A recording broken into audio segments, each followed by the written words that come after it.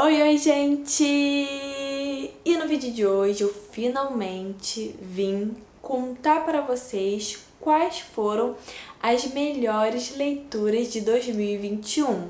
É um vídeo muito aguardado por vocês e por mim também. Quero gravar, estou animada.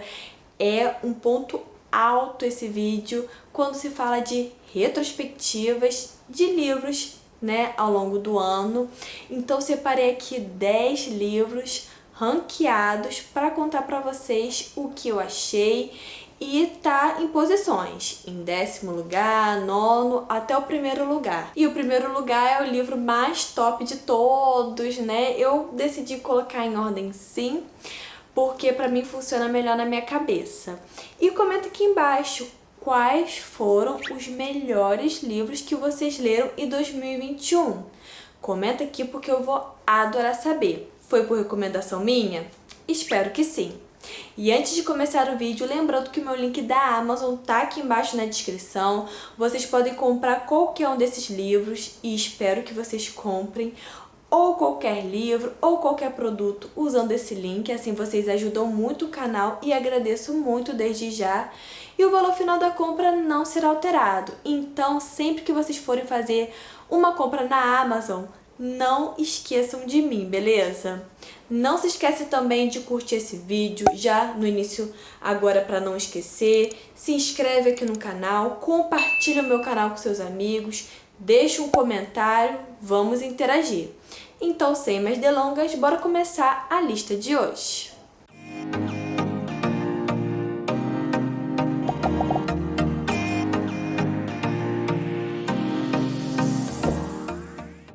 E, gente, se vocês forem seguir, assim, uma recomendação minha, pega esse vídeo e confia. Porque dentre todas as leituras que eu fiz em 2021, que foram 92 leituras, e que eu comentei cada uma dessas leituras aqui no canal, dentre todas, essas 10 que eu vou comentar aqui são o ponto alto. Então, se vocês forem tirar alguma dica minha para a vida de vocês, para vocês lerem, pelo menos tirem desse vídeo aqui, porque vai ser sucesso e eu indico cada uma dessas leituras de olhos fechados. E em 10º lugar ficou o livro Lolita, do Vladimir Nabokov. Eu fiquei meio indecisa se colocava ou não, mas não deu outra. Impossível não colocar essa obra na lista.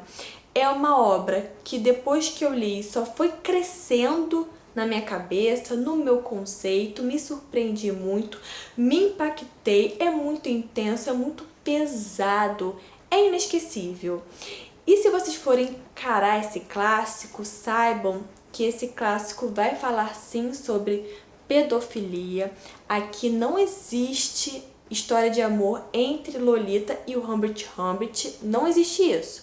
Aqui o que tem é um assunto bem pesado, que é pedofilia, abuso, situações bem tensas, delicadas e que te revoltam bastante. E a gente vai acompanhar a história de Lolita pelo ponto de vista dela? Não.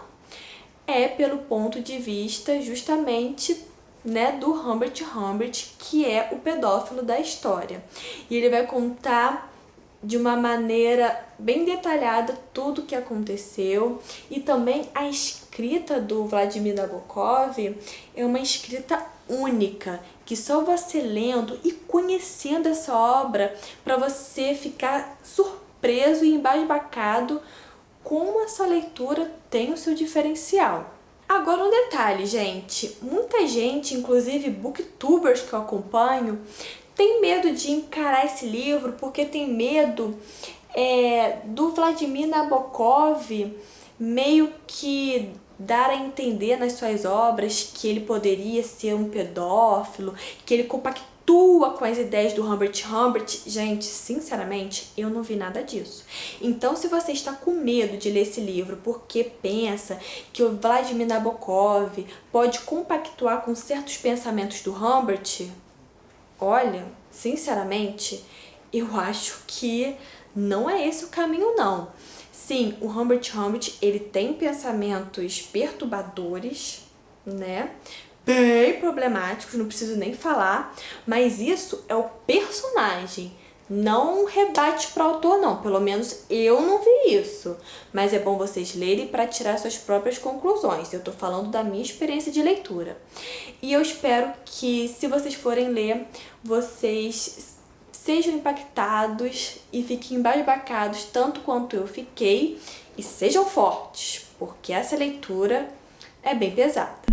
Outra leitura de devastar a alma, que ficou agora em 9º lugar, foi Uma Vida Pequena. Também inesquecível, o Jude, que é um dos protagonistas, porque temos 4 amigos, 4 protagonistas. E o Jude é assim, o ponto alto, o foco da história. E o ponto alto também de desgraça que acontece, porque, nossa, acontece muita coisa triste com ele e você fica impressionado de como a autora teve coragem de colocar muitas coisas aqui nesse livro. Diversos gatilhos e abuso, pedofilia, tentativa de suicídio, então muito cuidado ao realizar essa leitura. Mas uma vez que vocês realizam, não tem como esquecer. Claro que esse livro tem os seus questionamentos, tem pessoas que gostam e pessoas que não gostam tanto assim. Tem um debate em cima desse livro que eu acho interessante, mas em suma, eu não consegui esquecer o Jude, tudo que ele enfrentou, tudo que a autora me relatou, a amizade desses 4 também me marcou bastante, fiquei bem impressionada com tudo que ela narrou. E eu vou reler essa história de forma alguma, não vou. Lolita também eu não vou reler. Mas são histórias que vão ficar para sempre na minha vida literária, que eu lembro bastante de tudo que aconteceu, né? Me impressionei bastante. E se um dia tiver uma adaptação de Uma Vida Pequena, provavelmente eu vou assistir. Mas olha, vou assistir na cara e na coragem, porque muita barbaridade, muita brutalidade, sabe? E Lolita eu não vi nenhuma adaptação porque são adaptações muito romantizadas. Eu estou aqui na expectativa de algum diretor pegar Lolita e finalmente realizar uma adaptação que esse livro merece, que é uma adaptação sem romantização, uma adaptação nua e crua como tem que ser. Porque sei lá o que acontecia antigamente ou o que acontece às vezes com esses diretores que querem romantizar tudo que é história, né? Mas enfim, não é pra fazer isso. Mas voltando aqui a Uma Vida Pequena, vi que tem escritas minhas que leram, não sei se foi recomendação minha, mas leram e arrasaram. Em 8º lugar, temos ele, o Conde de Monte Cristo, Edmond Dantès, esse personagem também que me abalou completamente, que me marcou irreversivelmente. É um calhamaço aí que eu devorei, que eu me dediquei nessa edição maravilhosa, que tem sim vídeo resenha aqui no canal, mas não é aquele vídeo resenha super analítico, com várias análises, estudiosos, não, até porque eu não sou estudiosa de clássicos da literatura, eu não sou formada nem nada. É minha experiência literária, foi o que eu senti ao ler essa obra aqui.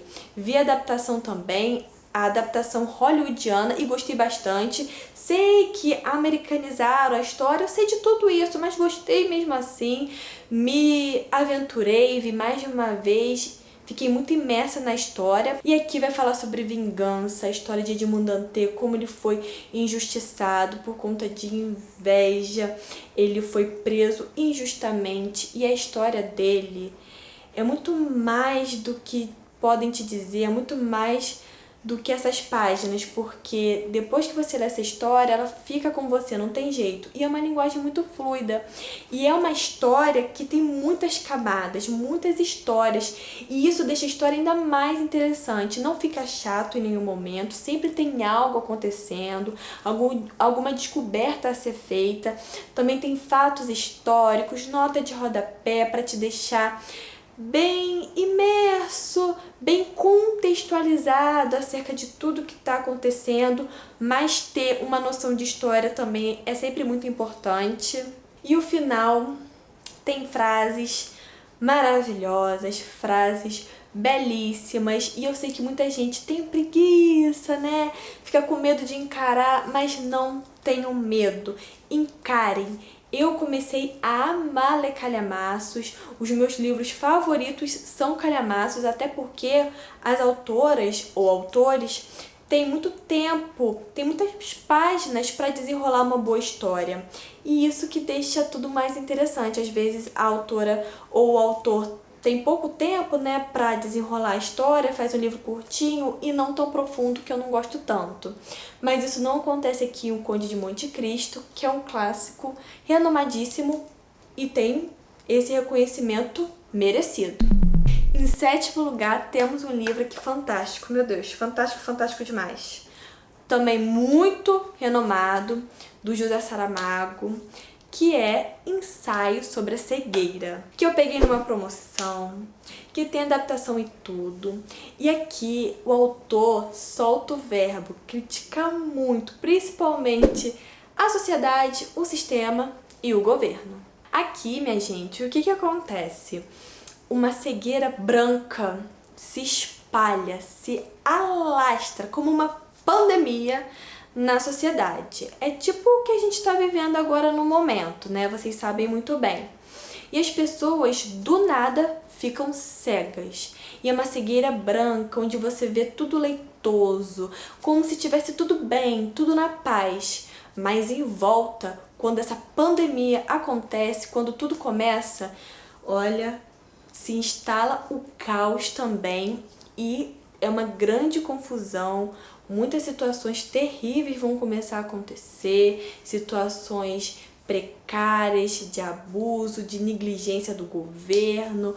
As pessoas não sabem o que fazer, estão desesperadas e elas não sabem como essa cegueira vem. Essa cegueira, ela é peçonhenta, silenciosa. Uma hora você tá bem e do nada fica cego. E você não sabe o que você vai fazer, o que vai acontecer com você, como as pessoas ao redor vão te tratar, como as pessoas ao redor também vão lidar com isso, como o governo vai tratar isso, como vai lidar, como vai apartar esse estado de calamidade, porque é um verdadeiro caos. E o José Saramago aproveita essa cegueira branca para fazer várias críticas e metáforas, como vocês podem imaginar. Essa cegueira branca é no sentido literal, realmente, eles ficam cegos. Mas e metaforicamente, conotativamente falando, o que essa cegueira significa e representa para as pessoas e para a sociedade como um todo? Bom, só vocês lendo para vocês descobrirem. Mas esse livro ganhou o Nobel, né, o prêmio Nobel, então não é pouca coisa não, não é pouca merda não, é muita. Posso falar pra vocês que vocês devoram, querem saber o que estão acontecendo, querem ficar ainda mais a par do que o autor tá te mostrando e, claro, vocês querem saber o desenrolar e o final da história. O que vai acontecer com essas pessoas e com essa cegueira no final disso tudo? Bom, só lendo para descobrir. Outro livro fantástico que vai entrar em sexto lugar, que eu li pela recomendação da Ju Cirqueira, e olha, ela fala muito desse livro, muito, muito, muito, e eu finalmente li Vinhas da Ira. Esse livro também tá disponível no Kindle Unlimited, então não tem desculpinha para não ler. É um calhamacinho também e muita gente acha um pouco arrastado, acha que não tem muita coisa acontecendo, mas eu não achei. Eu achei bem forte, bem intenso, bem impactante. Eu achei muito triste também tudo que acontece. Essa história vai se passar lá na década de 30. Tá bom? E vai se passar no campo. E o autor vai mostrar a realidade das pessoas do campo.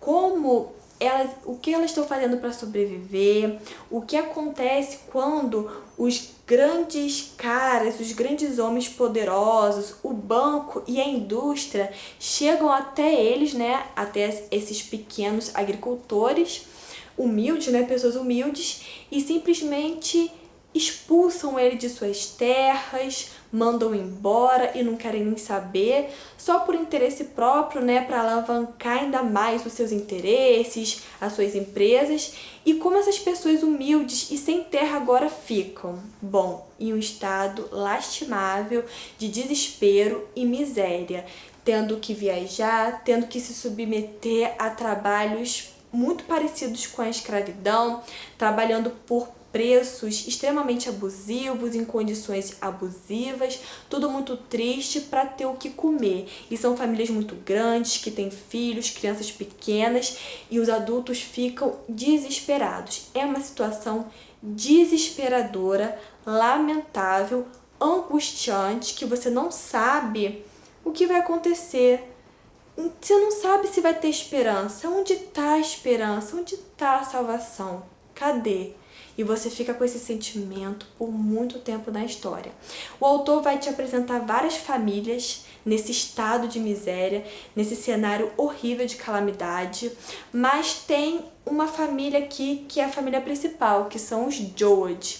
E por mais que eles estejam em uma situação muito difícil, muito precária, sem terras e sem oportunidades de emprego, sem ninguém influente estender as mãos para eles, sendo que eles precisam muito desses empregos, mesmo assim, eles são uma família sempre muito unida, que tratam muito bem uns aos outros e tentam nunca perder a esperança. E olha, é de devastar a alma. É uma leitura que vale muito, muito a pena.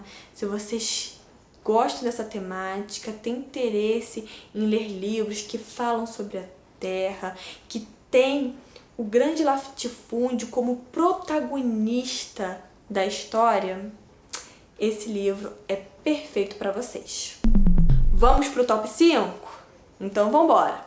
Em quinto lugar, também é um livro que está disponível no Kindle Unlimited, que é Confissões da Kanai Minato, que é um thriller psicológico que eu devorei e eu não conseguia mais parar de ler. Foi uma loucura. Eu fiquei insana, ensandecida com tudo que estava acontecendo. Eu fiquei chocada. Eu não conseguia parar de ler. A narrativa te envolve tanto. E a história e o contexto, o enredo, tão únicos, tão inéditos, que eu, sinceramente, fiquei de queixo caído. Aqui, né, a nossa protagonista, ela é professora e a sua querida filhinha acabou de falecer. E os policiais acham que foi um acidente, que ela caiu na piscina sem querer e se afogou. Mas a nossa protagonista acha que não. Ela tem certeza que sua querida filha foi assassinada por 2 alunos da sua sala. Esses 2 alunos têm 13 anos e agora a nossa protagonista vai se vingar deles. E como ela vai se vingar? Como essa vingança vai impactar na vida dela? E mais, como essa vingança vai impactar na vida desses 2 alunos? O que eles fizeram? Mataram sua filha mesmo? Onde, quando e por quê? Por maldade? Será que foi isso mesmo? E ele só tem 13 anos. Tem vários debates e discussões acerca disso que a gente pode fazer, acerca dessa idade, né, que a autora trabalha, porque geralmente os autores não trabalham com jovens com tão pouca idade assim, e isso também me surpreendeu muito. E a narrativa, ela conta a história por 4 pontos de vistas, cada um no seu momento, cada um no seu tempo, com sua visão, com sua realidade. E em cada ponto de vista é um choque, é um baque. Vocês ficam ainda mais imersos na história, chocados, querem devorar, querem saber o desfecho e o que vai acontecer. Eu sei que tem pessoas que criticam essa história, que problematizam essa história porque a autora não tratou de uma maneira responsável o tema HIV, ela não falou da AIDS de uma maneira responsável, ela pecou nesse ponto, eu entendo, eu sei disso, eu visualizei essa problemática, mas na hora que eu li, assim, devorei, no primeiro momento foi tudo pra mim, não conseguia parar de ler, e impossível não colocar esse livro em quinto lugar pela minha experiência de leitura e como essa leitura me impactou também. Gente, Babi a 7 já estava demorando a aparecer nessa lista, vocês não concordam?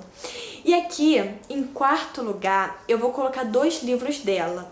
E eu não acho que eu tô roubando, não, porque pra mim faz total sentido esses 2 livros aparecerem juntos, em comunhão, porque eles estão em sintonia, principalmente na minha cabeça, na minha experiência literária, eles entraram tanto em sintonia que não tem como falar deles separadamente. E eu tô falando do livro A Promessa da Rosa, que eu li em março, que eu já tava querendo ler faz um tempo, mas estava prorrogando muito, mas finalmente li e devorei. E muita gente leu esse romance de época por recomendação minha também e amou. E também o livro que eu li em dezembro, que foi A Aurora da Lotus. Gente, esses dois livros são muito intensos. A Aurora da Lotus é ainda mais intenso que A Promessa da Rosa. E para quem leu sabe como A Promessa da Rosa é intenso. São dois livros históricos, né, que não vai se passar nesse século, principalmente a Aurora da Lotus, que vai se passar em 1283 a.C. Inclusive, esse livro aqui vai se passar no Egito Antigo, lá atrás. A nossa protagonista, ela é uma hebreia escravizada e o nosso mocinho antagonista, mocinho vilão, mocinho antagonista que passa o pano ou não, mas eu passo, passo mesmo. Nosso mocinho Ramose, ele é um comandante egípcio. Mais do que isso, ele é primo do faraó, ele é um sacerdote. Então, assim, esse livro traz um romance impossível. E esse romance aqui tá dentro do gênero tragédia, tá bom? Que a autora desenrolou muito bem, tem sensualidade, tem romance, um final perfeito, emocionante demais, que eu vou pregar a palavra da Aurora da Lotus como eu preguei na Promessa da Rosa, com certeza. Mas a Aurora da Lotus também foca muito na jornada da protagonista dela, dos seus erros, dos seus acertos, e como o Ramose, que é o nosso protagonista, fez parte da vida dela. Foi alguém essencial para os erros dela, para os acertos, para os aprendizados e para as vivências da Zahra, né, que é a nossa protagonista. Tem o David, que é o melhor amigo dela, tem a Miriam, que é a sua mãe, vários também contextos históricos. A autora pesquisou muito sobre o Egito Antigo para contextualizar a Aurora da Lotus também. Ela arrasou. E a Promessa da Rosa também temos o Arthur, bem intenso, que você passa pano pra ele. Passa, claro que você passa. Eu passei pano pra Arthur, passei pano pro Ramose, passei pano pra todo mundo. Porque os bolsinhos da Babi não tem como eu não passar pano não. Vocês sintam muito, vocês me desculpem, mas eu passo mesmo. Mas, mais que isso, a Promessa da Rosa também foca muito na jornada da protagonista.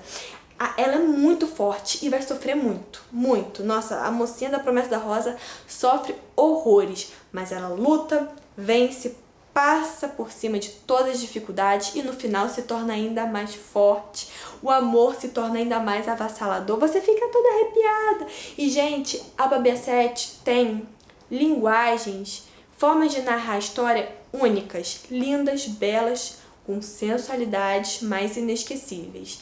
Então, aposta nesses dois livros aqui, ó, facilmente, porque vocês não vão se arrepender. Vamos pro top 3. Gente do céu, vai vir muita bomba. Ui, muito livro bom agora, hein? Em terceiro lugar, quem teremos? Ela, que não poderia faltar. Colleen Hoover com É Assim que Acaba. Gente, eu li muito livro da Colleen Hoover em 2021 e agora em 2022 também vou ler muitos livros dela, mas nenhum chegou aos pés do livro É Assim que Acaba. Eu acho que vai sofrer sim adaptação, espero que sofra, tá merecendo. E aqui teremos o quê? Triângulo amoroso, a autora vai falar sobre relacionamento abusivo, relacionamento tóxico, mas também teremos um romance lindo, a jornada da protagonista, erros, acertos, dificuldades, lutas, batalhas, vitórias, esperanças, um misto de sentimentos que vocês ficam todas balançadas, vocês devoram, ficam pensando nesse livro por muito tempo.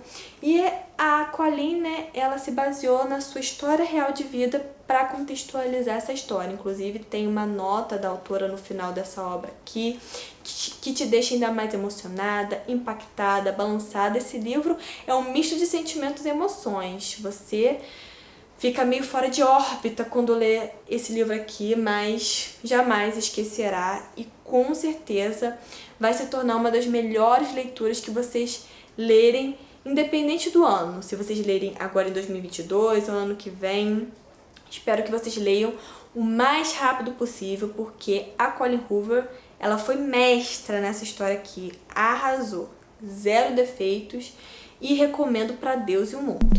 Em segundo lugar, um romance nacional vai estrear aqui. Ai, que orgulho! São essas histórias que me fazem ter orgulho da literatura nacional. Ainda mais, né? Porque eu já tenho muito orgulho. Em segundo lugar, Tudo é Rio, gente. Que livro espetacular! Nossa, eu nem posso falar muito sobre esse enredo, porque senão seria spoiler. Eu não quero estragar a experiência de leitura de vocês.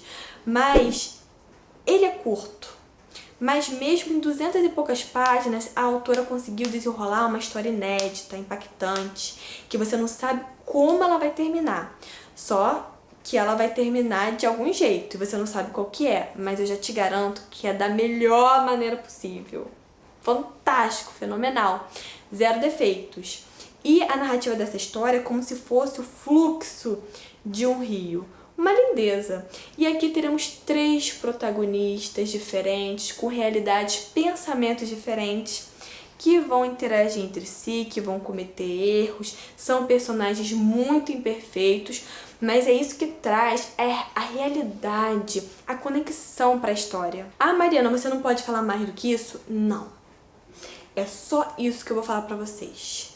Saibam que tem 3 personagens que vão marcar vocês, que são imperfeitos e que a história deles vão puxar vocês, vão imergir vocês de uma maneira única, inesquecível, que vocês não vão conseguir parar de ler. Tem muita gente falando bem desse livro. Esse livro tem que sofrer adaptação, tem que ser reconhecido ainda mais, porque vocês não vão se arrepender, pelo amor de Deus. Quem leu por recomendação esse livro, por minha recomendação, né, não se arrependeu. Então não vai ser diferente. Confia, já pega, já compra, adquire e devora, porque vai ser sucesso. Em primeiro lugar, não poderia ser diferente. Herdeiras do Mar.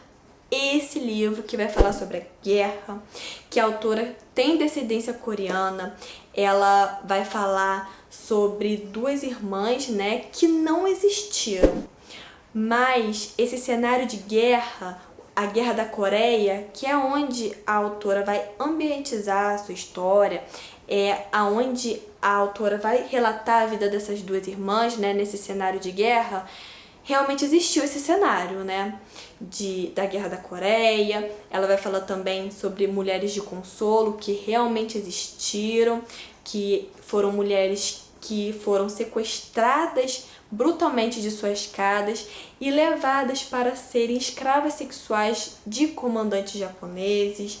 No final da história, a autora também vai dar uma nota muito importante falando de como o governo japonês não reconheceu tudo que fizeram, sobre a negligência, como poucas mulheres falaram sobre o que aconteceram com elas, mas essas poucas mulheres que falaram e que ainda estão vivas esperam algum tipo de justiça que ainda não veio, mas que ainda tem esperança de vir.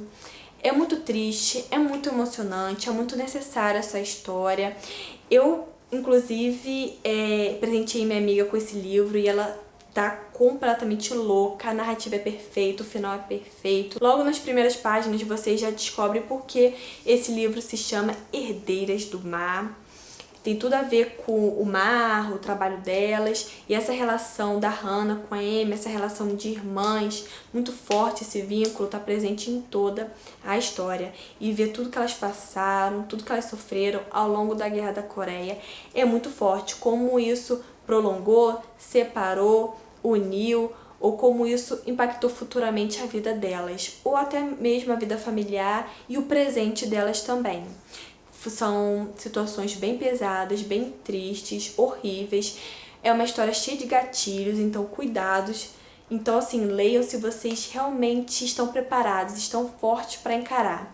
Mas uma vez que vocês estiverem fortes, verdadeiramente confiantes que vocês podem encarar essa leitura fantástica, não tem como não se impactar, não se impressionar com tudo isso, como esquecer essa obra. A minha experiência com esse livro aqui, olha, foi uma coisa única. Eu nunca senti tanta força, tanto impacto, tantos sentimentos intensos lendo uma obra como foi esse livro. E eu nem ia ler essa obra, eu só li porque tava numa promoção e tal, mas ainda bem que eu li. Amei, devorei e se tornou o melhor livro do ano e não é pra menos. tudo pra mim. Bom, gente, isso é tudo. E aí, gostou dos melhores do ano, desse vídeo tão aguardado e esperado por vocês? Então curte esse vídeo pra mim, por favor, se inscreve aqui no canal e ativa o sininho para receber todas as notificações. Comenta aqui embaixo. E aí, já leu um desses livros? Qual é o top 3, top 5 ou mesmo o top 10 de vocês de melhores leituras de 2021? Comenta tudo aqui porque eu vou adorar saber. Não se esquece também de compartilhar esse vídeo com seus amigos, manda pra galera, pra todo mundo conhecer o meu canal, pra conhecer essas dicas incríveis, porque isso ajuda muito no meu trabalho. Te convido também a me seguir lá nas redes sociais, bora bater um papo, me chama lá no direct, que eu respondo todo mundo, dou muitas dicas e sempre que tem novidades também eu compartilho lá nos meus stories. E todo domingo, sem falta, tem vídeo novo aqui no canal, beleza? Um super beijo pra todos vocês e até o próximo vídeo. Tchau, tchau!